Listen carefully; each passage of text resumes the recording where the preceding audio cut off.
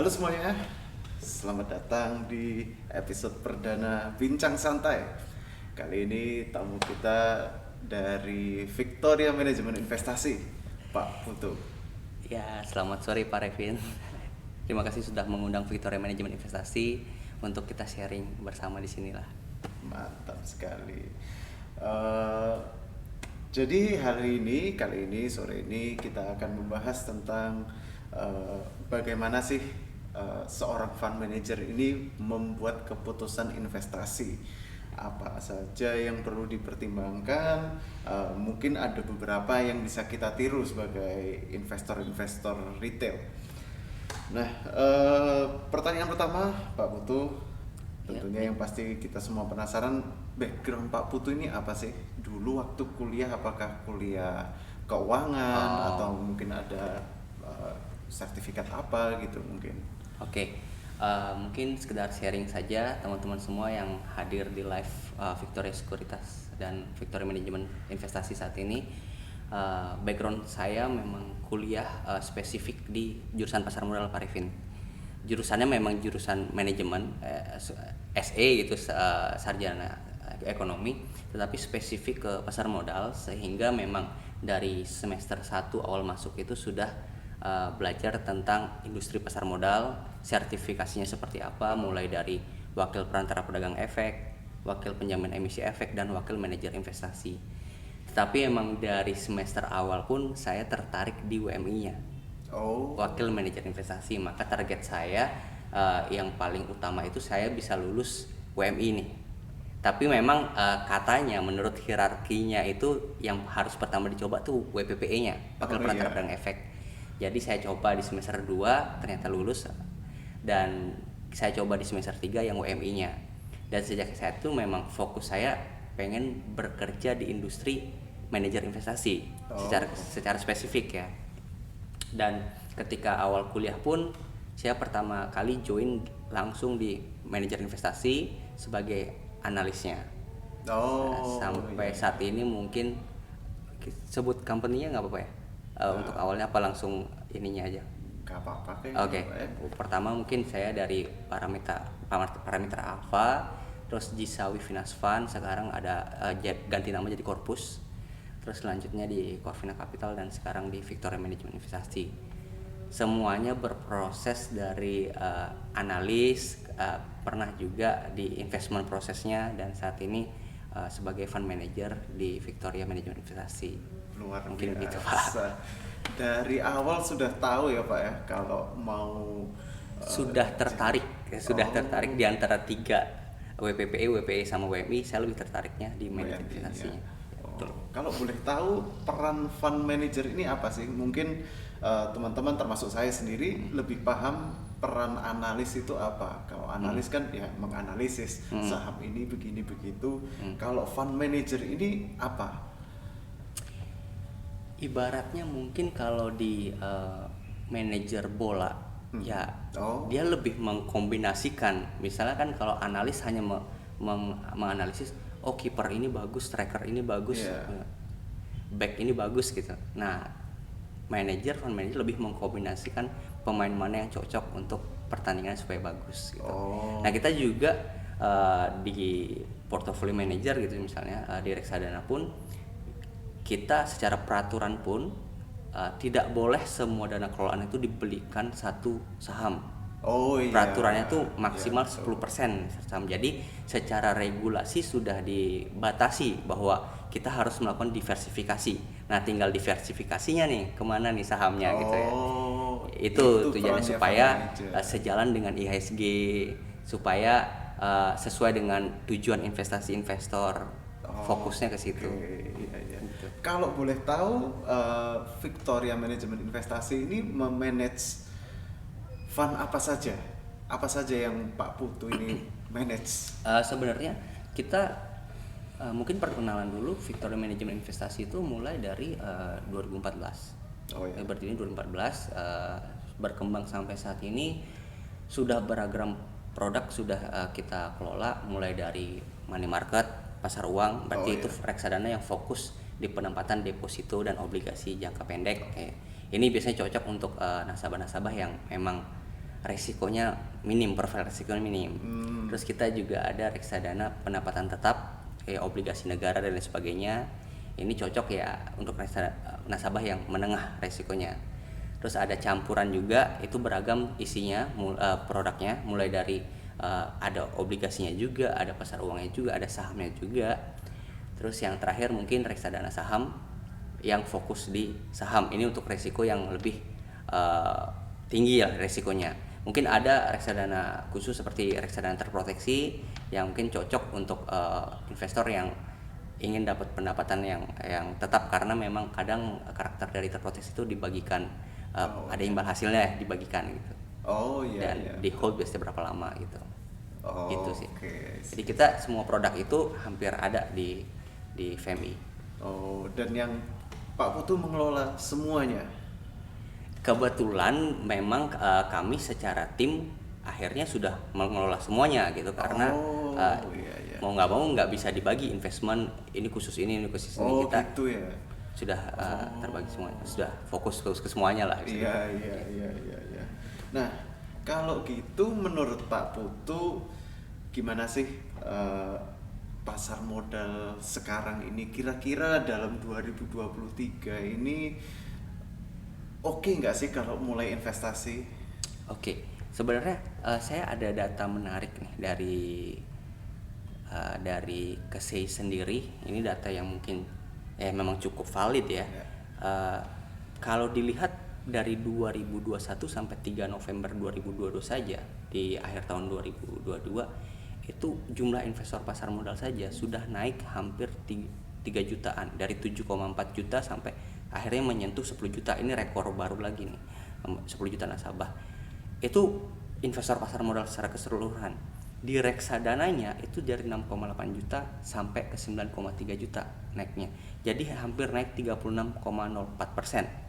Secara kenaikan cukup signifikan. Tetapi mungkin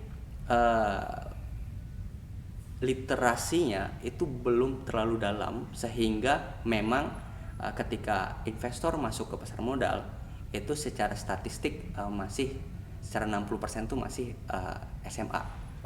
SMA. Iya. Jadi mungkin memang coba dulu atau mengikuti influencer untuk masuk ya. Jadi mungkin ke depan ini tinggal edukasinya saja yang perlu diperdalam, sehingga masalah nanti saham kondisinya seperti apa, ketika mindset investor udah positif, maka memang pasar modal tujuannya untuk long term, tidak untuk spesifik 2023 bakal gimana, 2024 bakal gimana. Tapi kalau secara overall emang 2023 ini secara makro kita cukup baik, bahkan di awal tahun kita sudah terjadi capital inflow gitu, baik di saham maupun obligasi negara. Jadi seharusnya tidak cukup khawatir, tapi tetap manage risiko yang baik gitu. Jangan sampai kita yakin pada satu saham, ya udah fokus di saham itu, atau mungkin fokus obligasi itu. Diversifikasi itu penting itu. Oh iya. Itu mungkin Jangan Pak cuma Revin. satu aja gitu ya Pak ya. Begitu turun langsung kerasa. Betul. Ya Pak. Kadang ya orang baru masuk hanya ikut, ketika misalnya ada masalah baru bilangnya investasi itu nggak bagus gitu.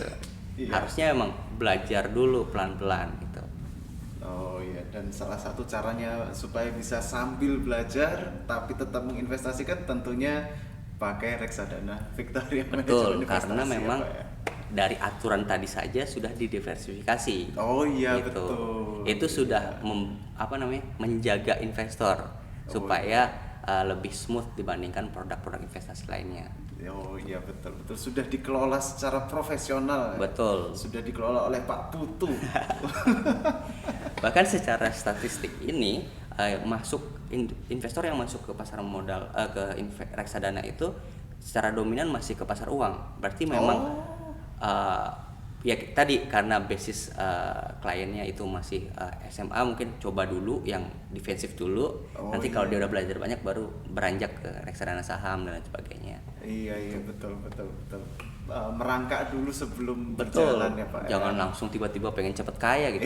Investasi bukan tujuannya seperti itu. Gitu. Dulu saya awalnya gitu Pak, langsung saham. Wah, uang sekolahnya lumayan tuh Pak.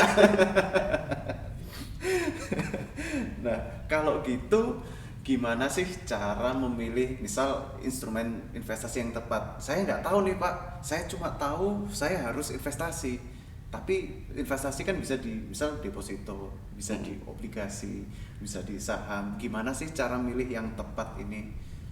Oke. Berapa banyak yang harus saya taruh mungkin di deposito, berapa banyak yang saya taruh di saham gitu. Oke, mungkin saya sedikit sharing tentang resiko. Iya. Fokus utamanya adalah tidak ada investasi yang tidak berisiko. Itu dulu yang harus mungkin teman-teman sekalian bisa lihat bahwa semua investasi itu berisiko, bahkan uang kita yang kita taruh di rumah aja bisa digigit rayap. Oh iya. Itu udah bagian risiko itu. Nah, sekarang ketika mungkin ada di luar sana menggembar-gemborkan reksadana itu aman karena sudah terdiversifikasi, ada juga resikonya gitu. Nah, sekarang bagaimana memilih resiko yang minim dengan return yang optimal di reksadana bisa dilihat aja dengan benchmarknya. Misalnya teman-teman semua ditawarin reksadana A gitu misalnya, bilangnya reksadana pasar uang misalnya. Berarti sudah karakteristiknya harusnya NAV per unitnya bergerak 45 derajat, tidak bergelombang, karena isinya pasar uang. Ketika bergeraknya 45 derajat lurus gitu ya, 45 derajat, dan dibandingkan benchmark katakanlah dengan perbankan lain atau segala macam di atas, ya sudah, itu kinerjanya sudah minim resiko dengan return yang optimal. Begitupun misalnya reksadana pendapatan tetap dengan obligasi negara gitu. Memang dia ada bergelombangnya, tapi tinggal dilihat apakah gelombangnya lebih tajam dibandingkan benchmarknya gitu. Kalau misalnya dia benchmark turun sedikit, dia turun banyak, nah itu perlu dicari tahu kenapa. Apa sih? Ya ibaratnya simpelnya kalau misalnya teman-teman ke pedagang nasi goreng deh, kita kan langsung disuguhin aja. Nah caranya kita untuk mengukur dicoba dulu kan, dulu.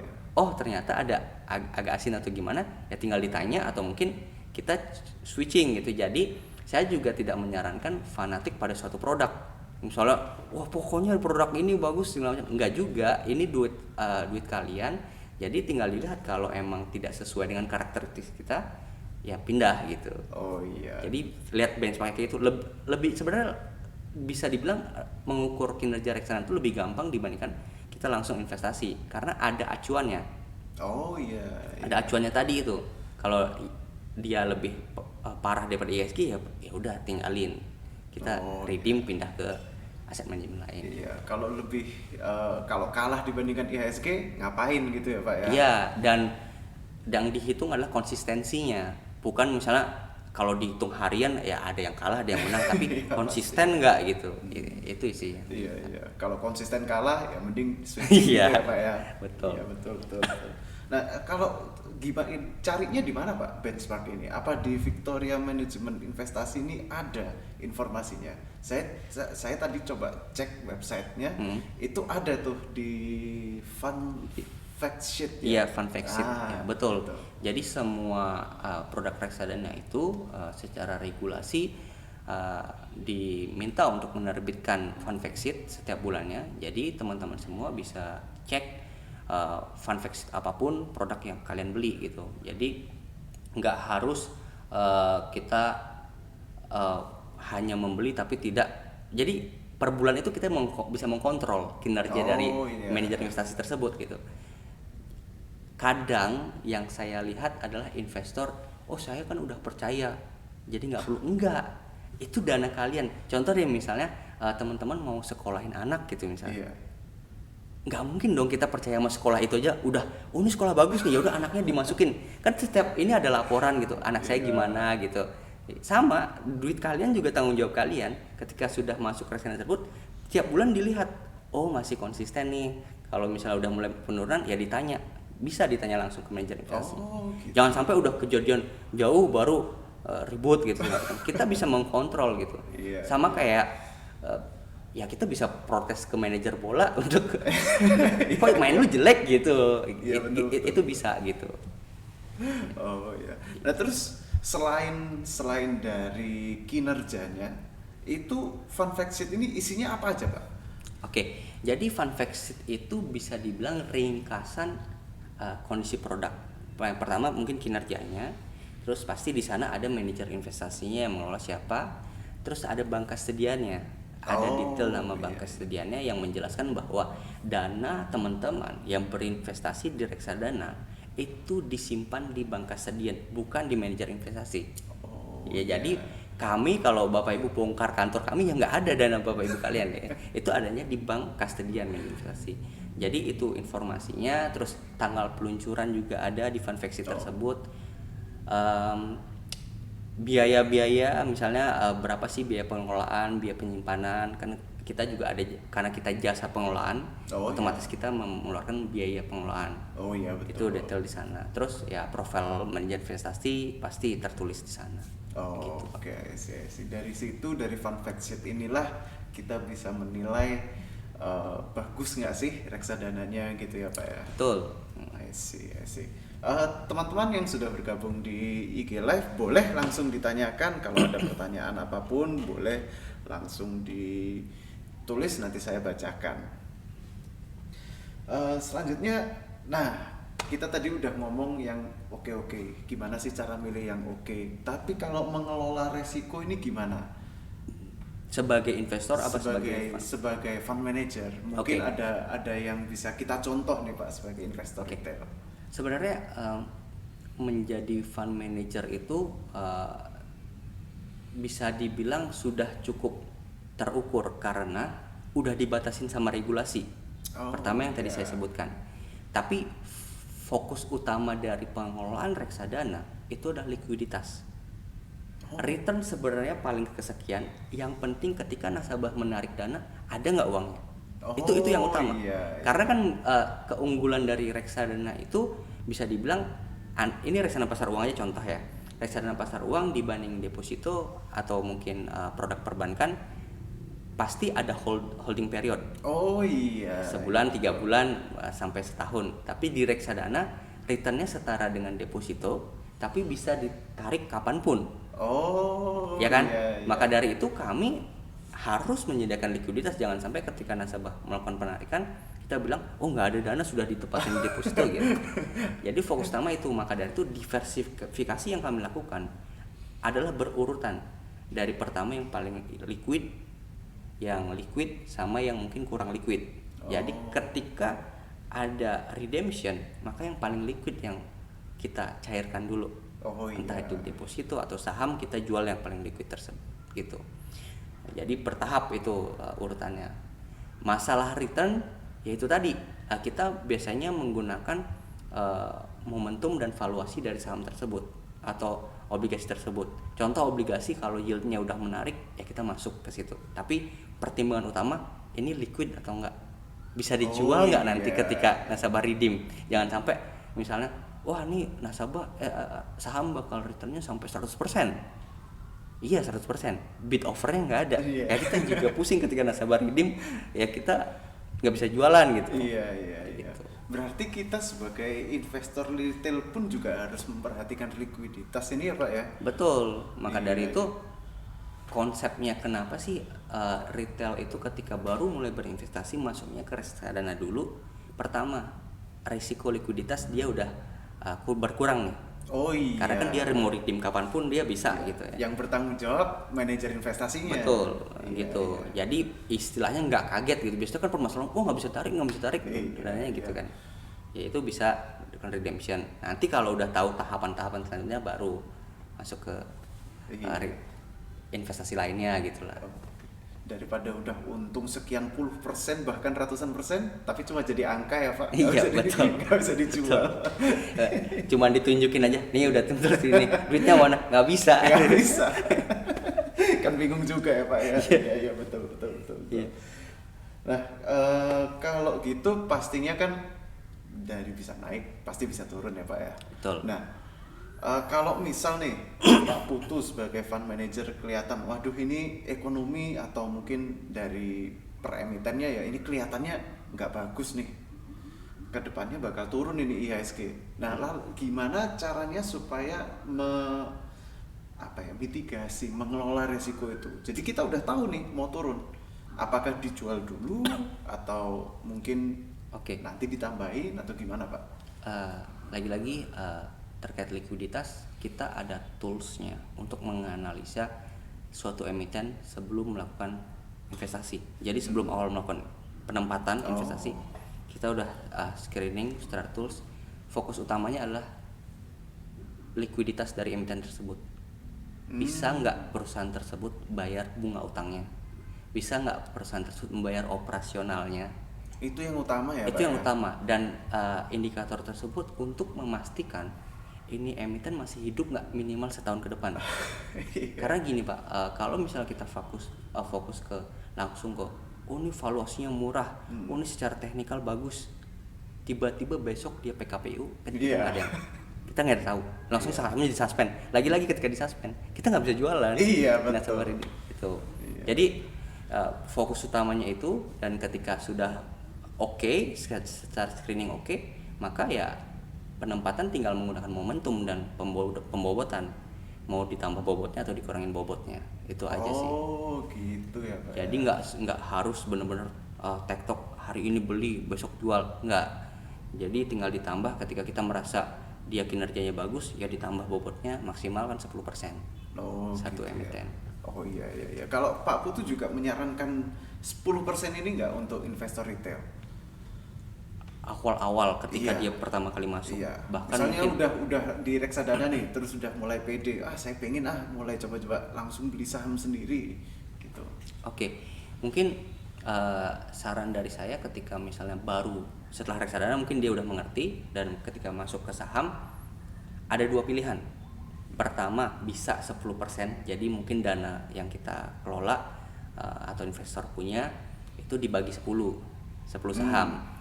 Tapi sebenarnya untuk meningkatkan risiko 20 gitu, 20 untuk yang kita belum tahu sama sekali. Oh gitu. Jadi ya. ibaratnya ya udah 20 saham dengan kinerja terbaik udah diemin gitu, long term itu bisa tuh. Tetapi kalau kita yakin sekali pada satu emiten, udah yakin sekali nih sama satu emiten, boleh di satu saham tersebut tetapi bertahap pembeliannya. Dibagi 5 kali misalnya. Kalau saya biasanya dibagi 5 kali. Tahap pertama tetap masuk, ketika dia turun lagi kita bisa buy average return istilahnya, bagi lagi sampai 5. Nanti ketika dia mengalami rebound, ya sudah kita lakukan take profit gitu. Oh iya betul. Ketika masuk pertama kali pun ketika dia udah naik, ya udah berarti rezeki kita di awal segitu dan risikonya udah terukur. Jangan sampai kita yakin banget nih sama all out 100%, tetap ketika turun bengong aja deh. Iya. Jadi nyangkut terus gitu ya. Pusing juga ya Pak. Iya. Nah kalau misal udah beli nih, ngikutin saran dari Pak Putu, dibagi 5 pembeliannya. Beli pertama naik. Nah itu ya kan saya pede banget nih Pak. Saya pede, ini pasti bisa naik lagi. Dikejar gitu. Iya, apa lebih baik saya beli lagi atau mending puas dulu aja lah dengan segitu. Jadi mungkin pada saat pembelian 5 kali itu adalah tahap keberapa? Tahap pertama itu kita harus bisa menentukan kemana arahnya. Dalam artian gini, secara valuasi harusnya ini di 2000 gitu. Sekarang harganya 1500. Masih ada spare 500 kan. Ya sudah, kita beli yang pertama 1500 kan. Nah, ketika dia langsung naik tapi belum menyampai, kalau kita yakin dia akan ke 2000 tapi masih di katakanlah 1600, ya kita boleh average up secara bertahap gitu. Ya, jadi bertahap itu penting, tapi kita yang penting tahu arahnya dulu. Tapi kalau kita di awal tidak menentukan itu, dan ketika saham naik kita naik nih ternyata FOMO kita buy semua, tapi kita nggak tahu ini sampai mana nih. Ntar malah turun lagi, malah jadi average-nya di atas kan. Nyangkut lagi di bawah gitu. Iya. Berarti kalau saya boleh meringkas ini, sebelum beli kita sudah harus tahu targetnya ini kemana. Betul. Gitu ya Pak ya. Jadi kalau saya biasanya saya sudah menentukan ini saham secara fundamental udah bagus sesuai screening tadi, minimal 1 tahun ke depan ini masih hidup, itu yang pertama. Yang kedua, kita menentukan kalau turun paling dalam kita harus siap menjual di berapa. Oh iya. Kita udah batasin banget tuh. Oh, berarti dengan dana yang ada kita katakanlah sanggup rugi 20% gitu. Ini paling buruk ya, Iya. 20%. Ya sudah, ketika itu terjadi, nanti kejadian, kita udah nggak nanya-nanya lagi. Setelah itu, setelah menentukan batas bawahnya, kita menentukan berapa yang kita dicari. Jadi kadang banyak banget mungkin saya sering live juga ya, ada investor pasti yang nanya, Pak, saham ini masih bagus nggak? Oh iya. Saya tanya balik, Bapak udah punya atau belum? Mayoritas jawabannya udah punya. Berarti kan dia beli dulu, Baru cari tahu. atau baru meyakinkan diri. Oh turun nih, masih bagus nggak ya? Oh, tapi ketika kita dari awal sudah menentukan mau turun ke berapapun, oh masih jauh nih, kita masih 20% bisa cut loss atau stop loss. Ya udah tenang, beli lagi gitu misalnya. Targetnya masih, bahkan ketika kita tentukan target 2000 gitu misalnya, kita jual di situ. Dan ketika naik lagi, ya kita udah ikhlas gitu, karena memang skema kita udah seperti itu. Jangan sampai nanti dilanggar lagi. Wah, masih bisa ke 3000 mungkin gitu. Siapa tahu mantul-mantul dikit gitu ya Pak ya. Jadi rulesnya itu udah di awal. Jadi nggak ada pertanyaan lagi, masih turun nggak ya, masih naik nggak ya? Kita sudah menentukan itu. Berarti benar-benar harus disiplin ya Pak. Begitu nyentuh angka itu, Apapun turun, yang terjadi, apapun yang terjadi, jual dulu gitu ya Pak ya. Iya. Kalau ternyata naik lagi dan dilihat-lihat, oh ini bisa lanjut terus nih, ya beli lagi gitu ya Iya, Pak ya. betul. Oh iya. Dan kan kadang untuk penilaian saham itu nggak serta merta saklek di hari itu 2000 ya 2000 gitu. Bisa aja ke depan tuh ada perkembangan bagus dari emitennya. Oh iya. Dia kan valuasi naik lagi. Tapi jelas ketika kita merubah target, alasannya jelas gitu bahwa oh ini memang kinerjanya membaik, jangan sampai suka-suka ini 2000 kayaknya bisa naik lagi deh. Kayaknya bisa naik. Iya. Nah, itu yang menjebak banyak investor sepertinya Pak Iya, ya. iya. Harapan-harapan palsu. Nah, kalau gitu berapa lama Pak? Maksud saya apakah di review per misal keluar laporan keuangan per 3 bulan dibaca, oh ini yang sebelumnya 2000 ternyata bisa nih naik ke 2500 misalnya. Atau gimana Pak? Ya kalau memang mau invest secara jangka panjang ya kita cukup kontrol laporan keuangan setiap kuartal gitu. Masalah kenaikan penurunan day to day itu bukan jadi masalah yang biasa gitu. Bukan jadi masalah yang signifikan menurut saya. Iya. Karena tadi kita udah ada targetnya lah, harus jual berapa. Dan lagi-lagi pasar itu buka setiap hari kecuali Sabtu Minggu. Maksudnya jangan FOMO, jangan FOMO lihat wah ini besok naik lagi. Enggak, kalau kita udah ada rulesnya ya, kalau memang waktunya kita dapat saham yang murah secara valuasi ya kita akan dapat gitu. Oh iya, betul. Nah, omong-omong jangka panjang, jangka pendek, saya tuh sering bingung Pak. Saya pengennya jadi investor kayak Warren Buffett, kayak Rockingham. Iya. Tapi kalau ngelihat cuannya trader-trader yang jangka pendek, saya juga tertarik. Nah, jadi gimana cara menyeimbangkan tujuan investasi yang jangka panjang dan jangka pendek? Apakah dibagi misal 50-50 atau gimana gitu Pak? Oke. Sebenarnya kalau saya mungkin tipikal yang tidak terlalu agresif dan mungkin kadang investor tertarik sama screenshotan yang hari ini untung segini ya, nggak pernah men-screenshot ruginya berapa gitu kan. Jadi kelihatannya sangat menarik kalau investasi atau mungkin trading gitu. Iya. Saya sendiri dari dana misalnya kalau memang melakukan pengelolaan trading itu hanya 20%. Oh. Nggak bisa 50-50. Bahkan 20% ini hanya untuk menambah bobot dari 80% itu. Katakanlah misalnya ketika kita berinvestasi di saham Telkom misalnya, bobotnya masih 5%, saya masukkan 50%, maksimal sampai 10% kan. Iya, betul. Persen, turun lagi. Ya dari 20% itu saya pakai trading di saham Telkom tadi. Saya tambahkan bobotnya sampai 7% gitu misalnya. Iya. Ketika dia rebound, ya udah saya jual lagi yang 2% tadi. Oh. Jadi dia balik lagi ke bobot yang 5%. Karena saya tidak akan trading di luar saham yang sudah saya sepakati. Maksudnya saya sudah buat kan listnya, oh saham-saham ini nih kira-kira fundamentalnya bagus, tahun depan masih hidup gitu. Ya udah tinggal trading tambah gitu. Jadi nggak cari di live trade banyak tuh saham, oh Iya. lagi naik masuk, enggak. Saya nggak gitu gitu. Jadi Iya. tradingnya adalah menambah bobot atau mengurangi bobot. Itu. Oh, jadi tetap yang utama adalah jangka panjangnya. Kalau memang ada kesempatan ambil jangka Spread, pendeknya, tambahin bobot. oh. Ketika dia rebound, Iya, iya. kurangin bobotnya. Oh, Udah. Kita oke, dapat oke. cuan ya 2% itu. Tapi secara jangka panjang ya 5% ini kan tumbuh terus. Iya, betul. Jadi nggak tergoda beli saham-saham yang Iya, live trade saya gorengan tutup. gitu ya, Pak ya. Oh, Live trade saya malah nggak dilihat ya, live trade Pak saya ya? tutup karena kalau lihat live trade ya kita bawaannya, wih lu udah naik nih. Reject nih. Iya. Iya. Arah Ya, gitu ya. arah-arah. Iya, Besoknya iya. ARB. Iya. Iya. Ya, paling pahit ya, Pak. Iya. Gitu ya. Nah,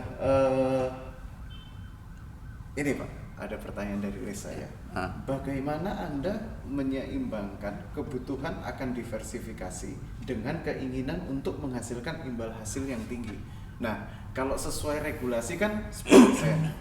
Nah, kadang saya pernah baca itu musuh terbesar seorang investor itu kan diri sendiri ya Pak ya. Iya. Nah, jadi gimana caranya menyeimbangkan kebutuhan diversifikasi dengan keinginan menghasilkan imbal hasil yang tinggi? Oke. Kalau ditaruh satu terus arah, wah kan cuannya luar biasa, Pak. Betul. Nah, gimana caranya imbangkannya? Oke. Yang pertama tadi saya kasih 2 pilihan. Pertama, saham yang diperbanyak untuk investor pemula, atau mungkin investor yang udah belajar fundamentalnya, udah mengerti perusahaannya, dia bisa fokus satu, tapi pembeliannya yang didiversifikasi bertahap. Oh iya. Ya, itu bisa digunakan. Nah, overall masalah diversifikasi dan return yang digunakan investor yang sudah besar gitu ya, ya fokusnya di diversifikasi. Dan yang dilihat adalah konsistensi.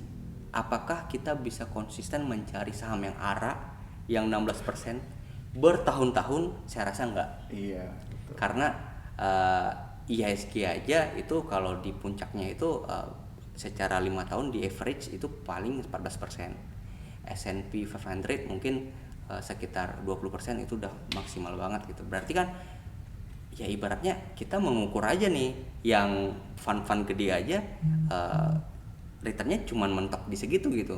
Oh, iya. Tapi mereka konsisten. Nah kalau kita misalnya bisa menghasilkan return di atas itu, bagi saya itu hanya bonus. Jadi fokus utama adalah risikonya dulu. Masalah nanti ada salah satu saham kita yang menghasilkan return hampir 100%, ya itu bonus saja. Karena saya tidak bisa dijadikan acuan besok saya harus nyari lagi yang 100% gitu, nggak bisa. Iya. Nggak bisa dijadikan acuan kayak gitu. Jadi yang penting konsistensi.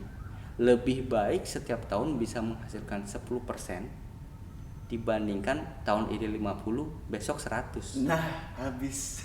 Ya kan? Iya, 100% betul. gitu minusnya. Itu.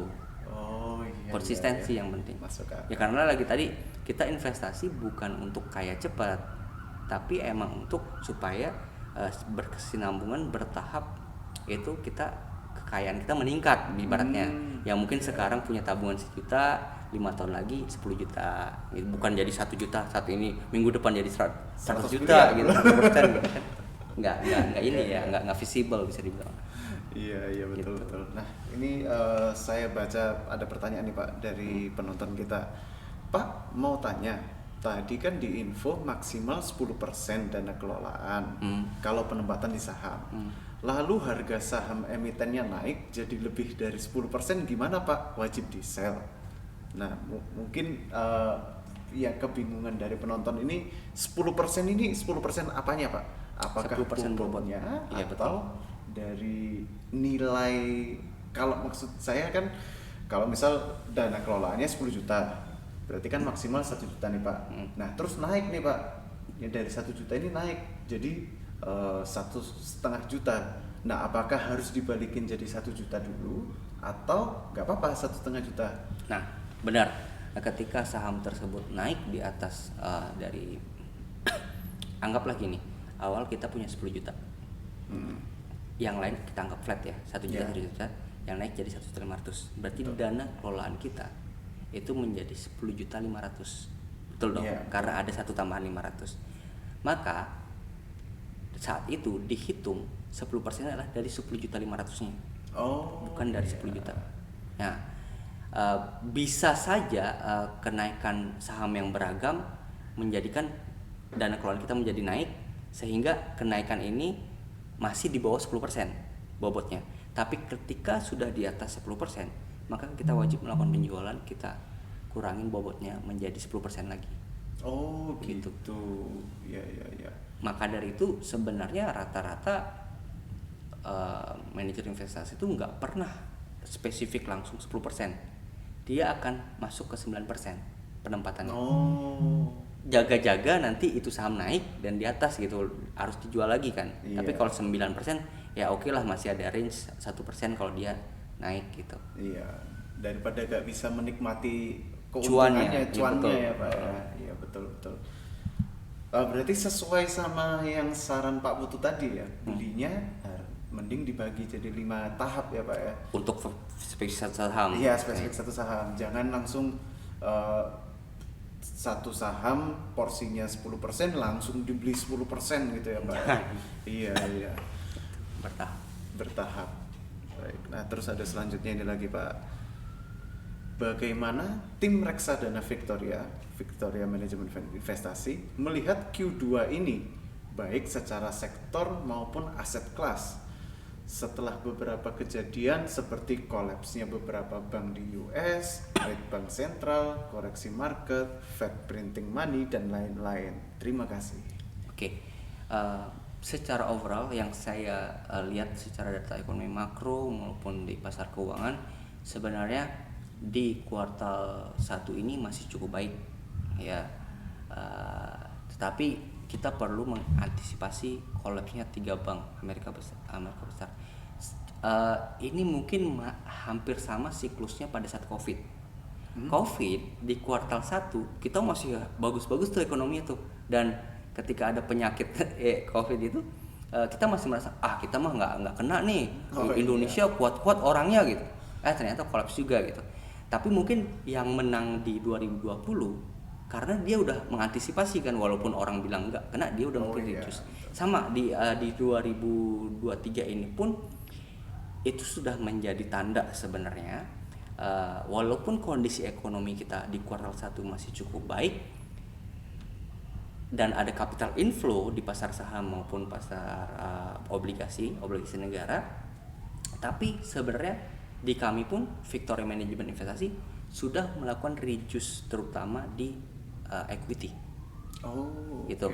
Jadi mungkin bobot secara keseluruhan dalam suatu produk tadi kan per saham 10%. Nah, ini secara produk maksimal itu awalnya total saham kami itu sekitar 78%. Kita sudah reduce sampai 50% sekarang. Jadi kita lakukan penjualan tepat pada saat berita SVB itu keluar. Jadi pada saat ini kinerja reksadana kami jauh lebih defensif dibandingkan benchmark, dibanding ISG atau lain sebagainya. Apakah ini akan berlanjut atau tidak? Saya percaya bahwa ekonomi Indonesia kita jauh lebih baik, tetapi koreksi tetap ada. Maka dari itu pengurangan bobot tadi sebagai bekal saya nih nanti manajer investasi VMI untuk masuk lagi di bawah. Begitu. Jadi mungkin diharapkan juga teman-teman investor sekalian gitu ya, kalau memang sudah melihat tanda tersebut, ada baiknya mungkin setelah siklus dividen, nanti kan ada pembagian dividen, itu mulai dijual secara perlahan sampai nanti itu akan kita masuk di bottom lah bisa dibilang. Tapi kalau misalnya targetnya berapa gitu ya, di harga berapa, hingga akhir tahun mungkin masih di kisaran 6.800 sampai 7.000. Cuman saya melihat ada kemungkinan koreksi sampai 6.400 dulu. 6.400 dulu. Jadi ya ini masih perjalanan, dan kalau dilihat IHSG memang sudah bisa dibilang ya konsolidasi aja nih, udah nggak kemana-mana. Hari ini turun dalam, besoknya rebound, tapi besoknya turun lagi gitu. Itu kondisinya.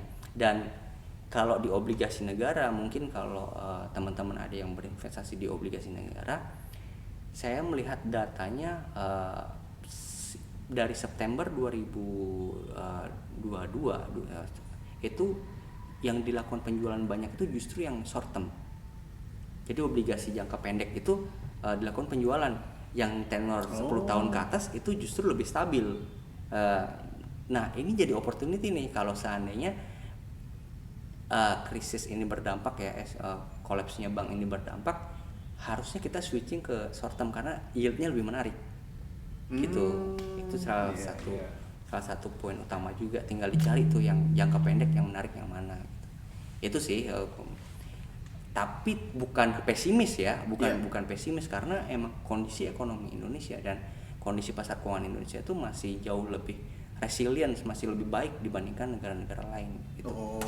Tapi mau nggak mau tetap terdampak ya Pak. Iya, makanya kita tinggal memakan momentum aja nih. Jangan sampai nanti ketika benar-benar turun ke 6.400 malah jadi panik gitu. Wah, bakal turun lagi nggak? Justru itu opportunity. Iya, malah dijual di 6.400 gitu ya Pak ya. Beli ketika 6.400 kita beli. Kita harus beli. Iya. Jangan panik terus malah sudah sampai 6.400 kita malah jual malah naik lagi. Iya. Gitu. Iya. Nah, selama menunggu turun ke 6.400 ini, dana investor ini baiknya ditaruh di mana Pak? Sekarang di kami tuh lebih ke obligasi negara tadi yang jangka pendek 1 sampai 5 tahun, atau deposito. Deposito sekarang kan rate-nya udah oke banget gitu. Iya. Atau di reksadana Victoria yang Victoria pasar uang. Iya. Karena lebih liquid ya Pak ya. Ya, betul. Deposito harus ada holding period, ini tidak perlu. Betul. Iya. Nah, kalau gitu Pak, setelah mendengarkan percakapan kita hari ini, ternyata penonton, waduh luar biasa ini reksadana Victoria. Pak Putu ini luar biasa insight-insightnya. Saya pengen beli reksadana Victoria. Caranya gimana Pak? Kita sebenarnya ada berbagai cara ya untuk melakukan pembelian. Bisa langsung melakukan pembelian melalui website kami. Di sana juga udah ada online pembukaan rekeningnya, formnya udah online, dan bisa juga melalui Apert Bank Victoria. Victoria sekarang udah ada Apertnya dong. Iya. Jadi mungkin teman-teman yang memang tertarik bisa dihubungi Apert Bank Victoria gitu. Di sana bisa banyak produk ditawarkan, nggak cuma Victoria Manajemen investasi, produk manajer investasi lainnya pun cukup banyak nih ditawarkan di Bank Victoria. Jadi bisa masuk melalui itu, nanti bisa dihandle reksadana mana yang bagus untuk ditawarkan gitu. Oke, mantap. Kalau gitu sebagai penutup Pak Putu, apakah ada saran bagi teman-teman investor ini supaya lebih pede, langkahnya lebih tepat untuk selanjutnya? Ya, pertama mungkin sarannya adalah semua investasi itu berisiko. Jangan sampai tergiur sama investasi yang bilang, oh ini pasti cuan segala macam.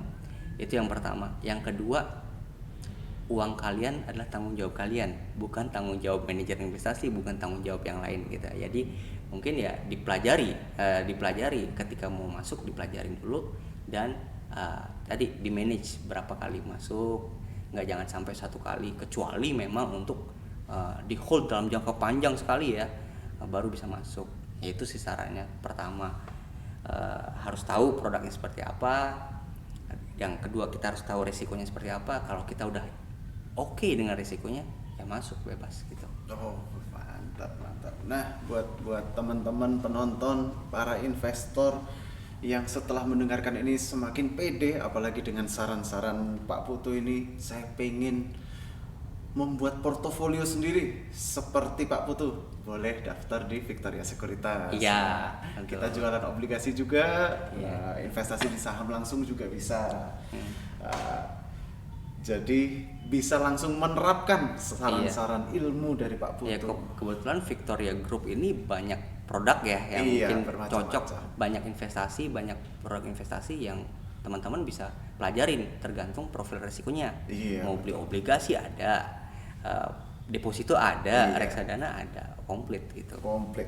Nggak usah kemana-mana, Victoria aja. Iya, betul. Nah, kita akhiri dulu episode hari Iya, ini, terima kasih, Pak teman-teman. Revin. Ya, Terima terima kasih teman-teman. pada para penonton, terima kasih para penonton yang sudah Terima menonton. kasih semuanya. Kita sampai jumpa di episode selanjutnya. Terima kasih. Ya, bye. Terima kasih, Pak. Bye. Thank you, Pak. Thank you.